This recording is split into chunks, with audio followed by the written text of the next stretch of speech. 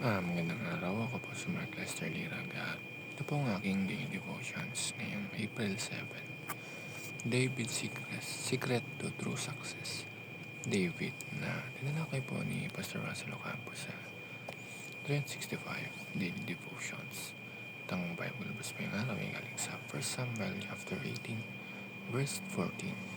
Sabi po ay, "In everything he did, he had great success because the Lord was with him." Pagkatapos talunin ni David si Goliath, bigla siyang naging sikat. Pinala siya ng mga tao, pinuri siya ng bayan at naging matagumpay siya sa maraming laban. Pero sa kabila ng fame at success na nararanasan niya, may isang sekreto kung bakit patuloy siyang pinagpala ng Diyos. At ito ang tatlong teachings ngayong araw. God's presence makes us victorious. Sa 1 Samuel chapter 18, paulit-ulit na sinasabi na the Lord was with David. Hindi sinabing magaling lang si David o matapang lang siya, kundi kasama niya ang Diyos. Ito ang tunay na dahilan ng kanyang success.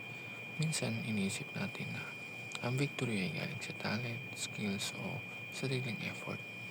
Pero pinapakita ng buhay ni David na ang tunay na tagumpay ay nanggagaling sa presensya ng Diyos sa buhay natin. Second, we have nothing to boast about, none at all. Sa kabila ng papuri ng mga tao kay David, hindi siya naging mayabang. Alam niyang ang lahat ng meron siya ay galing sa Diyos. Ito rin ang reminder sa atin ngayon. Kapag may achievements tayo, good grades, talents, opportunities, or success, madaling isipin na sariling effort lang natin iyon. Pero ang totoo, lahat ng kakayahan natin ay biyaya ng Diyos. Humility begins when we recognize na wala tayong may pagmamalaki apart from God's grace. Pag naalala natin kung saan ang galing ang blessings natin, mas natututo tayong magpasalamat kaysa magyabang. The last, humility is not an option but an obligation. Hindi choice ang humility para sa isang follower ng Diyos. Responsibility ito. Kahit lumaki ang influence ni David, nanatili siyang humble at obedient. Sa mundo ngayon madalas sinasabi na kailangan mong ipakita kung gaano ka galing para mapansin. Pero sa kaharian ng Diyos, kabaligtaran ito. Mas ginagamit niya ang taong marunong magpakumbaba. Ang humility ay hindi pagiging mahina. Ito ay pagkilala na ang Diyos ang source ng lahat.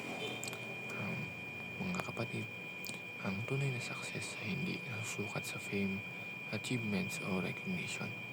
Ang tunay na success ay ang buhay na kasama ang Diyos, pusong marunong magpasalamat, at karakter na marunong magpakumbaba.